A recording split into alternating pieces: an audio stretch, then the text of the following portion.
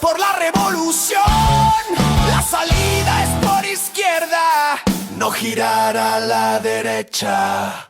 Alguien Sukaya y muy buenas tardes y bienvenidos a este nuevo episodio de No Girar a Derecha. Estamos en vivo en Radio La Chihuana 92.2 FM en La Yacta, así también estamos en los medios de La Izquierda Diario Bolivia. Nos pueden encontrar en laizquierdadiario.com.bo. Esta semana estamos ingresando ya, casi cumpliendo la primera semana del estado de excepción que fue decretado la semana pasada, el sábado de madrugada, horas después de que se concretara un pacto, prácticamente una traición firmada entre la dirección de la Central Obrera Boliviana y el gobierno de Rodrigo Paz, ¿no? Que ya venía después de una serie de decretos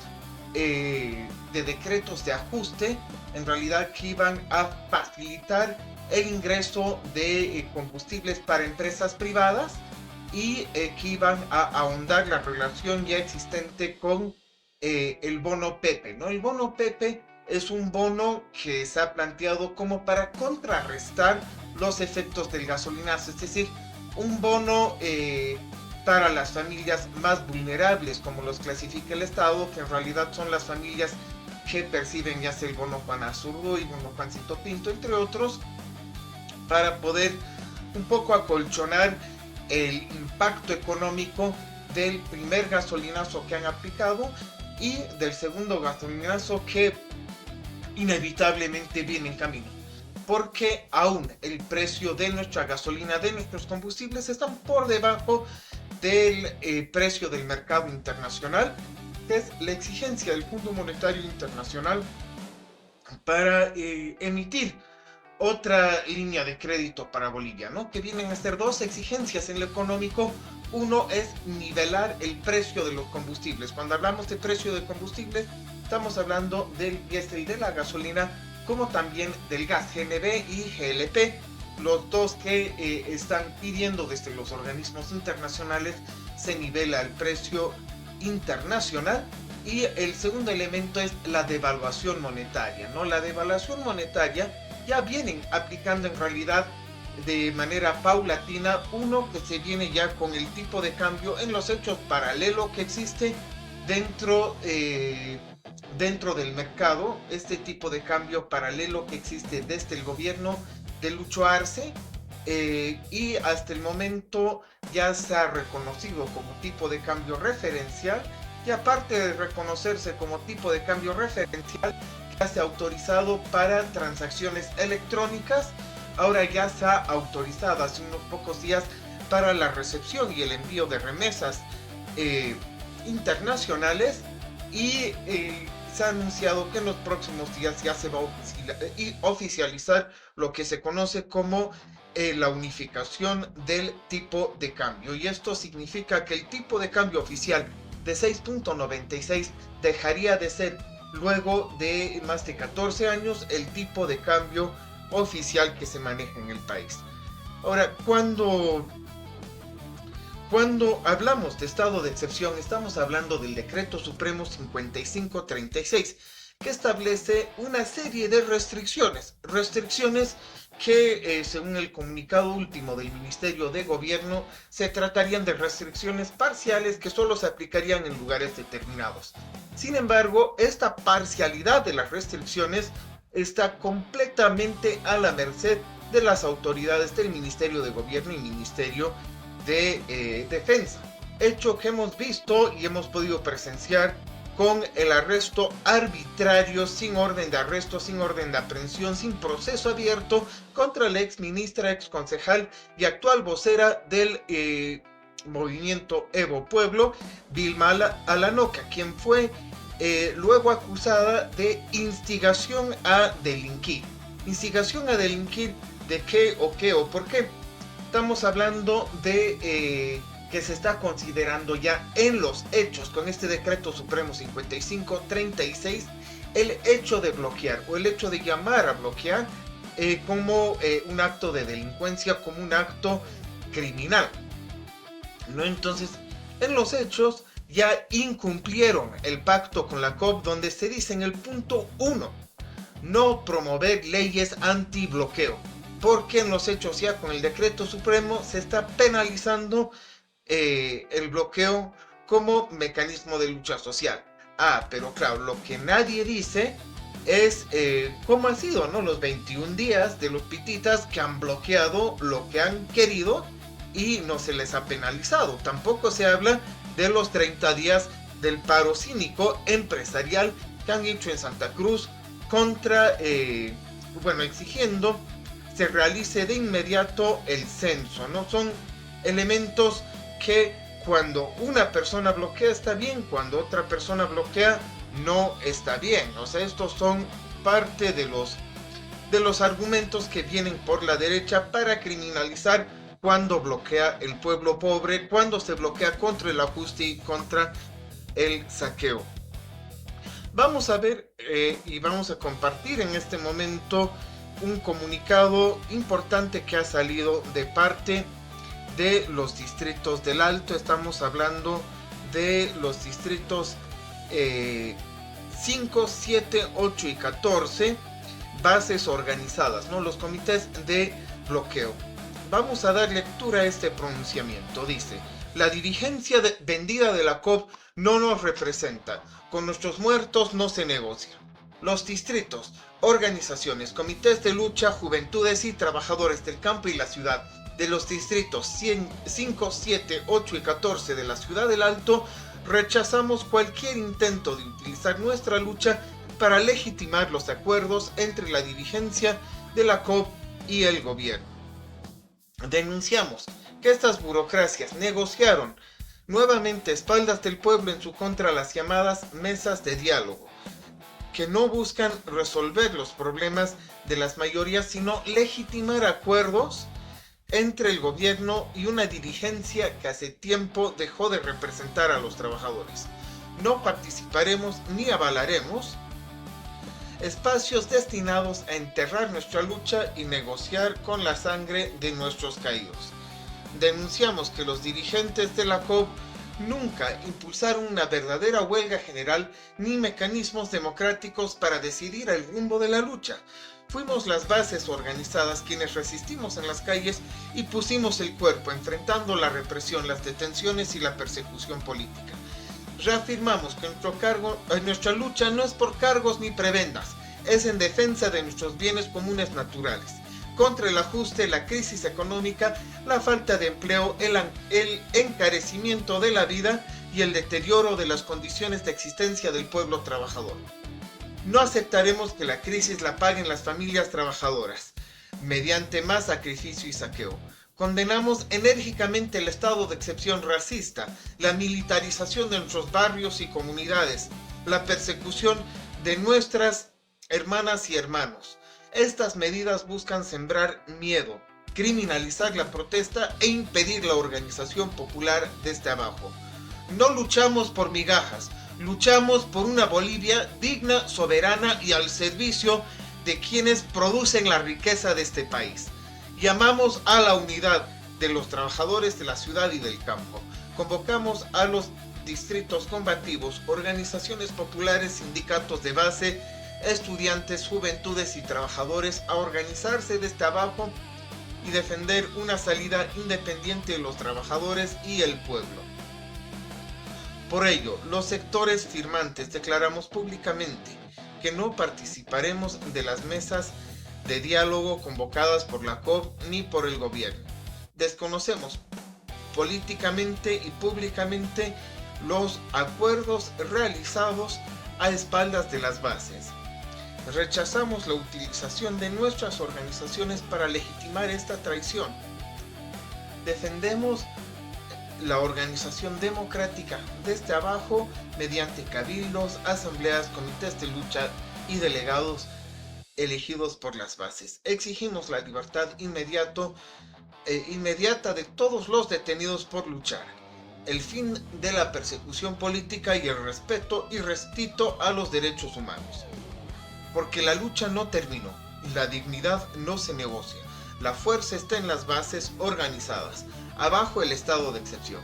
Fuera militares y policías de nuestros territorios. Abajo las dirigencias vendidas que no nos representan. Con nuestros muertos no se negocia. Por la unidad de la clase trabajadora del campo y la ciudad y de todo el pueblo trabajador. Por una organización desde abajo, democrática y combativa. Por una verdadera huelga general hasta conquistar las demandas del pueblo. Ni burocracia sindical ni pactos con el gobierno. Confianza en las fuerzas propias. Solo el pueblo salva el pueblo, el alto de pie, nunca de rodillas. Así dice el documento que va firmado por las bases organizadas por los comités de bloqueo del distrito, de los distritos 5, 7, 8 y 14 de la ciudad del Alto. ¿No? Y simplemente quiero recalcar esta frase que decía: no luchamos por migajas, luchamos por una Bolivia digna, soberana y al servicio de quienes producen la riqueza de este país. Ahí viene uno de los comunicados, ¿no? De parte del sector autoconvocado, de uno de los sectores más importantes durante estos 50 días de lucha, 51 días de lucha que se tuvo en el mes de mayo y el mes de junio. Hablamos de los sectores que han paralizado el tránsito por Río Seco, Puente Vela, por las principales vías de tránsito de la ciudad del Alto, los lugares donde se han llevado a cabo importantísimos cabildos, actos culturales, actos políticos, donde han llegado los hermanos de distintas provincias, de Chayanta, de Norpotosí, de las provincias de La Paz, de Oruro, que han sido espacio de concentración y una lección importantísima para todos los sectores que están dispuestos a luchar, que es la autoorganización. Porque si no tenemos autoorganización, si no somos capaces de organizarnos desde abajo, de desconocer esas dirigencias que se han vendido, esas dirigencias que han sido funcionales al poder político y económico del país, no tenemos un horizonte real para poder avanzar. Por otro lado, la autoorganización es una garantía de potenciar los espacios asamblearios, de potenciar a quienes están dispuestos a luchar para realmente poder enfrentar este proyecto de ajuste y saqueo. Y cuando hablamos de proyecto de ajuste y saqueo, creo que es fundamental aprovechar este espacio para denunciar los acuerdos que se vienen dando en los últimos días. Estamos hablando de que al momento de firmarse prácticamente el estado de excepción, horas antes se había firmado un acuerdo, el último que firma Debra Heredia como encargada de negocios de los Estados Unidos en Bolivia, un acuerdo de $20 millones para reforzar la lucha antinarcotráfico en Bolivia.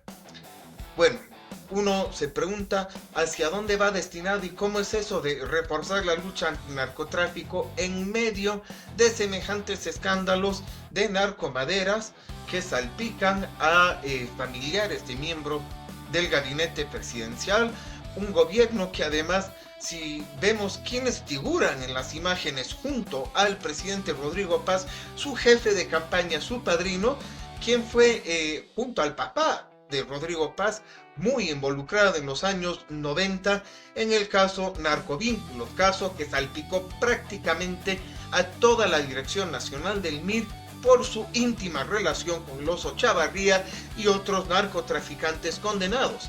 Y varios de los altos mandos del MIR, Oscar Eid incluido, Oscar Eid, padrino de Rodrigo Paz, el que sale en la foto junto a Rodrigo Paz, y Amparo Carvajal haciéndole la entrega a esta señora defensora de los curas, pederastas, el edificio de derechos humanos, Es decir, estamos hablando prácticamente de un entorno familiar, de un entorno político muy cercano que históricamente ha estado muy ligado, como lo plantea en un artículo que salió hace muy poco en La Ramona,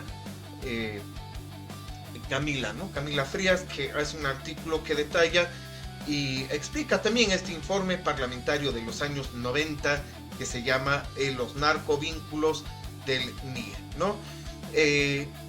Otro elemento que se va trabajando evidentemente a la par de esta pacificación a punta de tanques, fusiles, arrestos, gases, etcétera, es la reactivación económica. En semanas pasadas hemos hablado de la tremenda mentira que es de parte del empresariado privado estos 2.500 millones, 3.000 millones es la nueva cifra que nos lanzan, que supuestamente estarían perdiendo. Estos mentirosos compulsivos, estos mitómanos que hoy por hoy dirigen la Cámara Nacional de Industrias, la Cámara Nacional de Comercio, la Confederación de Empresarios Privados, lo digo de forma muy resumida, nos vienen a contar el cuento de que son 50.000 millones de dólares diarios que han perdido por concepto de exportaciones.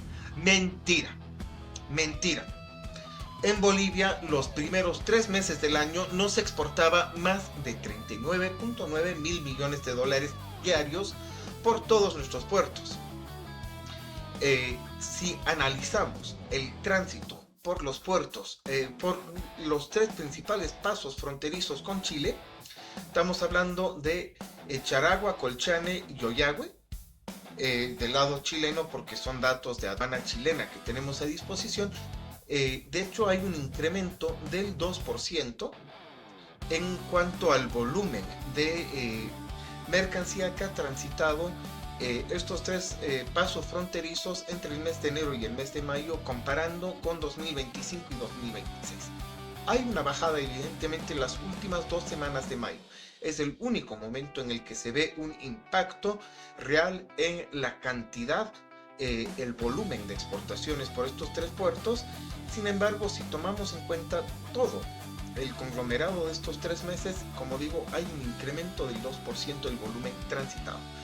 Y si vemos también los propios datos de comercio exterior de Bolivia, los primeros 4 meses del año, estamos hablando de que la principal vía de exportación ha sido vía aérea, que no ha sido afectada en lo más mínimo por los bloqueos. Entonces estamos hablando de una construcción discursiva mentirosa, engañosa, que además va de la mano con un proceso para justificar alza de precios. No se pregunta, ¿y por qué alza de precios si es que se supone que teníamos los aviones Hércules prestados para transportar pollo de una ciudad a otro?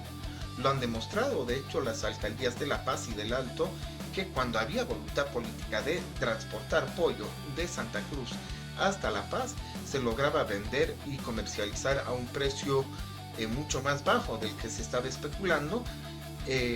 Pero claro, cuando se dispone del avión Hércules para traer gases, facilitado por el gobierno progresista, entre infinitas comillas de Lula, gases desde Brasil para seguir reprimiendo al pueblo boliviano, por supuesto que ya no hay tanto avión para poder trasladar el pollo, ¿no? En fin, se termina con los bloqueos, con una represión brutal, con mayores operativos, con más arrestos, y todavía no llega la gasolina. ¿Por qué? ¿Es que faltarán divisas? ¿Y por qué faltan divisas? ¿Será porque el genio que tenemos de ministro de Economía decide entregar 500 millones de dólares para pagar la deuda externa en el primer trimestre del año? Y ahora, coincidentemente, tenemos una deuda, según declaran varios medios de comunicación, por ese mismo monto que no hemos pagado para la importación de gasolina. O sea que el gobierno prefiere pagar la deuda externa, pagar la deuda que van contrayendo con el Fondo Monetario, con el Banco Mundial, con el BID, que asegurarse de solventar las necesidades del pueblo boliviano. Y ojo, no se supone que habían subido el precio, habían quitado la subvención para que podamos pagar la importación de combustibles, o es que no nos lo dijeron completo, como nosotros veníamos diciendo desde hace meses. Nos aplican el gasolinazo y nos sigue cobrando la gasolina. ¿En qué moneda? En pesos bolivianos. Por lo tanto, no hay dólares, porque ¿cómo vamos a ingresar dólares a la economía nacional? Uno, deuda externa. Dos, la repatriación de dólares, que es que quienes exportan tienen que traer los dólares al país, y eso no lo están haciendo efectivamente, y eso es lo que se exigía desde el Cabildo de la COP el 1 de mayo, y eso es lo que la COP se negó a incorporar en los acuerdos que firmó con el gobierno de Rodrigo Paz. Y evidentemente Rodrigo Paz no lo va a hacer. Ahora vamos a hablar de cuáles son estas medidas para recuperar la economía tan importantes que se han planteado, ¿no? Porque se dice necesitamos recuperar la economía, necesitamos recuperar de estas supuestas pérdidas que habrían tenido. En todo caso, cuando digo supuestas, hablo de una dimensión que los empresarios privados, miren, tenemos a un Tuto Quiroga que habla de que el bloqueo más largo de la historia. Tuto Quiroga, te serviría mucho ir hacia el Caribe y ver cuál es el bloqueo económico más longevo de la historia, y es el bloqueo económico que impone el imperialismo estadounidense contra la isla de Cuba. Ese es el bloqueo económico más inhumano, más cruel y más longevo de la historia, más de 60 años bloqueando un pueblo que ha osado demostrar la dignidad. El bloqueo económico es un bloqueo ejercido desde el poder económico del imperialismo contra un pueblo que lucha por la dignidad. No es una medida de protesta justa, justificada y legítima para defender los recursos naturales. 50 días de protesta organizada, movilizada, no es lo mismo que 60 años de un bloqueo económico inhumano que ha prohibido hasta el ingreso de jeringas, de medicamentos, de insumos básicos a la isla de Cuba. Durante los 50 días, y no lo digo yo, lo demuestran los medios que se atreven a romper el cerco mediático, como lo es La Izquierda Diario, Guara TV, muchos otros medios han demostrado cómo pasaban las ambulancias, el oxígeno sin problema alguno por los puntos de bloqueo, por lo que es una vil mentira, es una difamación, es una forma de atacar a los bloqueos y al derecho a la movilización, esta mentira que difunden sobre que supuestamente no se había dejado pasar ambulancias. Ahora, yo estoy seguro que todos aquellos que se desgarran la vestidura con estos 50 días y no sé qué, cuando vean lo que pasa en Cuba, los espero en primera fila defendiendo los pueblos del mundo contra lo que sí verdaderamente es un bloqueo económico desatado contra un pueblo que se atreve a luchar por sus derechos. Y que sean consecuentes también todos aquellos que han defendido su derecho a protestar por 21 días, por 35 días, también tienen que aplicar ese mismo derecho sin hipocresía al derecho que tenemos los pueblos de organizarnos y de manifestarnos contra el saqueo a nuestros recursos naturales, contra el ajuste económico brutal que vienen imponiendo desde la embajada estadounidense contra el pueblo boliviano. Volviendo al tema del ajuste económico, salió ayer un comunicado de la Confederación de Empresarios Privados de Bolivia, la CEPB, que pide pasar de reuniones sectoriales aisladas a un diálogo institucional planificado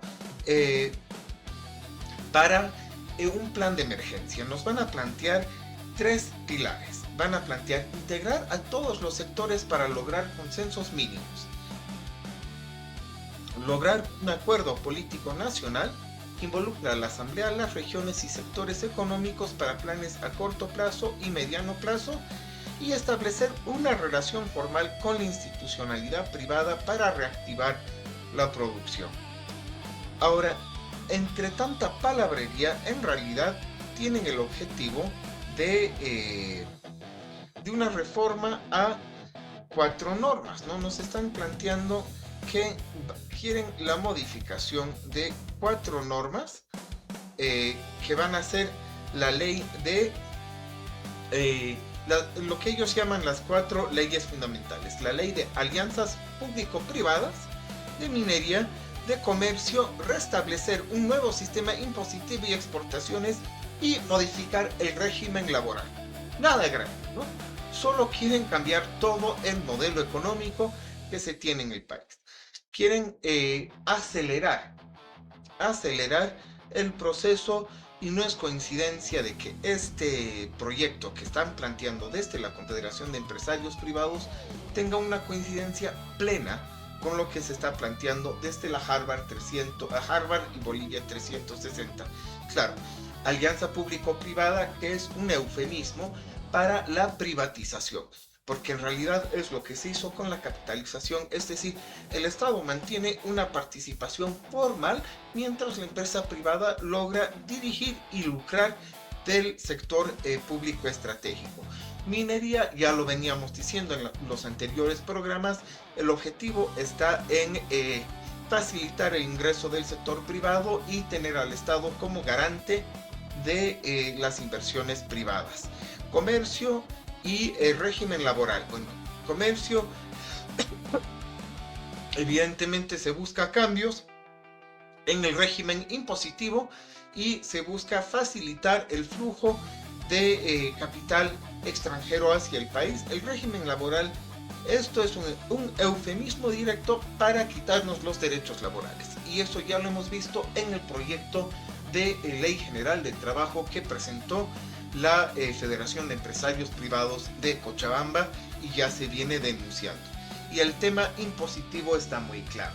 Ya nos han planteado el 7RG, ya nos han planteado que el régimen agropecuario unificado vendría a ser un beneficio injusto para los sectores agrícolas, y que quieren modificar el sistema impositivo para el beneficio de unos pocos, ¿no?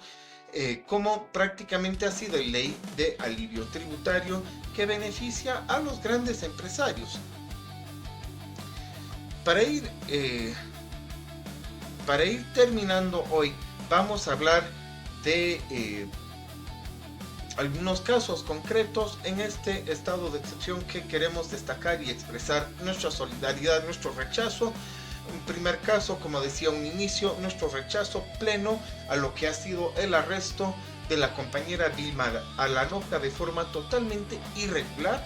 También nuestro rechazo pleno al arresto a la compañera comerciante, la compañera Maruja, madre de 9 hijos, que ha sido arrestada, acusada falsamente, arrestada y procesada, ¿no?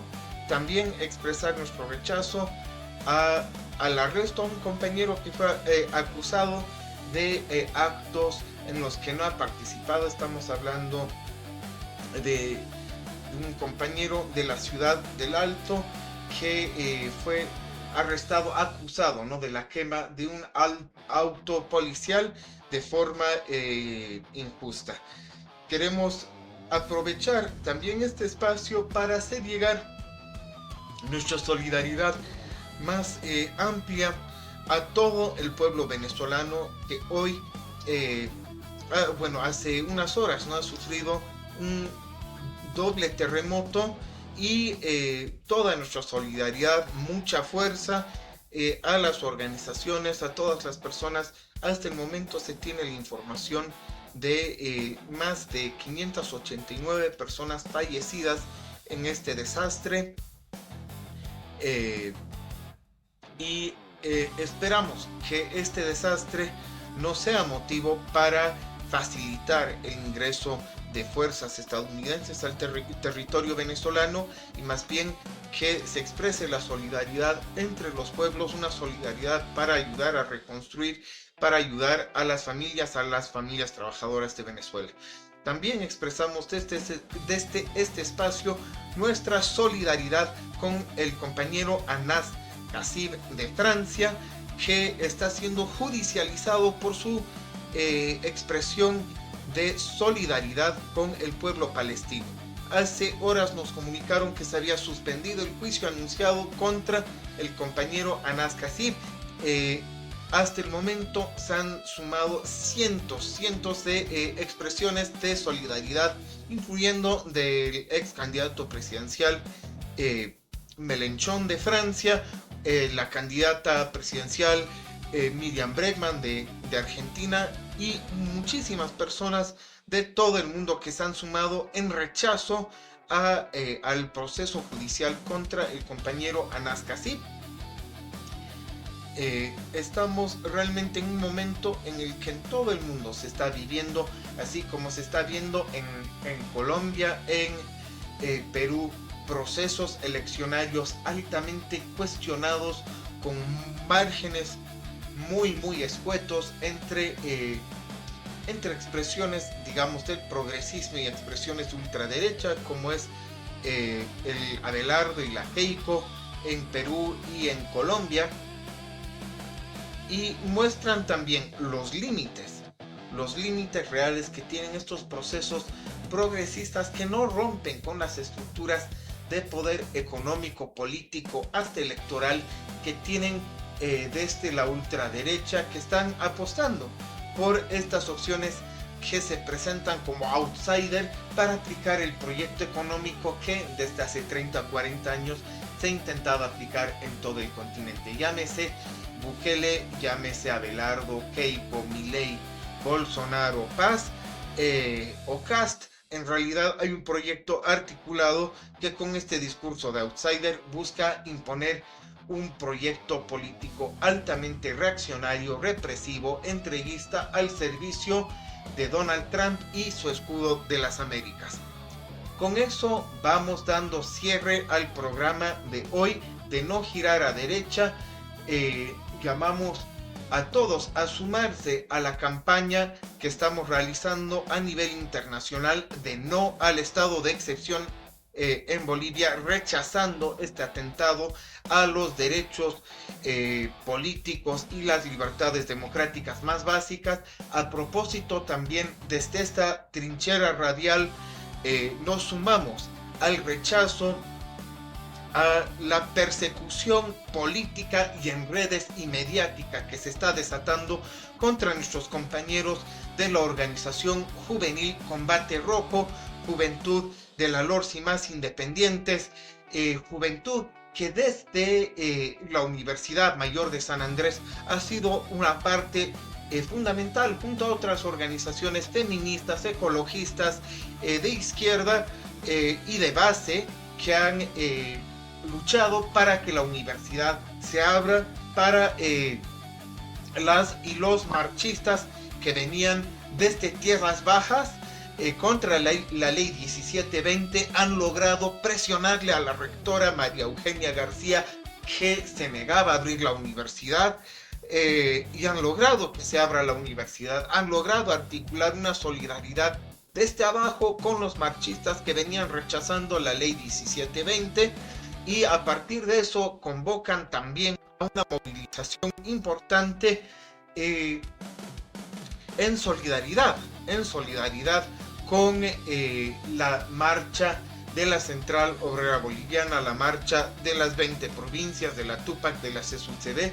Y en esta movilización se encuentran con un grupo de choque de 30 a 40 personas de la mal llamada Resistencia Civil Paceña, con palos, con toletes, con líquidos, que vinieron a agredir a los estudiantes de base autoconvocados, seguido de un comunicado vergonzoso, realmente vergonzoso, de parte de la rectora y el vicerrector de la UNSA, que amenazan, amedrentan a quienes participan de espacios como estudiantes de base de la UNSA, y una campaña en redes realmente reaccionaria que busca poner fotografías que atenta contra las diversidades sexuales, que busca criminalizar, que busca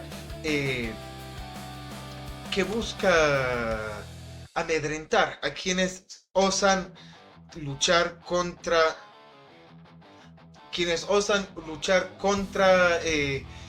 el saqueo y el ajuste. Entre estos actores se encuentra evidentemente una persona que es funcionario del Ministerio de la Presidencia, como mostramos aquí en pantalla, Denis Vallejos, además de haber sido ex candidato de los demócratas del Frente para la Victoria y de Samuel Doria Medina, ahora funcionario del Ministerio de la Presidencia de Rodrigo Paz. La pregunta, como ya lo han hecho otros medios, para Rodrigo Paz y para Samuel Doria Medina, ¿esta es la clase de política para ustedes? ¿Esto es política para ustedes? Criminalizar, amedrentar a jóvenes que osan expresar una posición política desde la Universidad Mayor de San Andrés como autoconvocados. Esto no es democracia, como tampoco lo es su estado de excepción. Por eso, una vez más, hago el llamado a sumarse a esta campaña desde la izquierda diario para abajo el estado de excepción, libertad y desprocesamiento de todos los presos políticos y desprocesamiento para todos los judicializados por luchar. Con eso vamos cerrando un programa más de No Girar a la Derecha, que estamos saliendo en vivo en Radio La Chivana 92.2 FM en La Yacta y en toda la red de La Izquierda Diario. Muchas gracias a todos, todas y todes por acompañarnos esta semana. Tincuna Cama.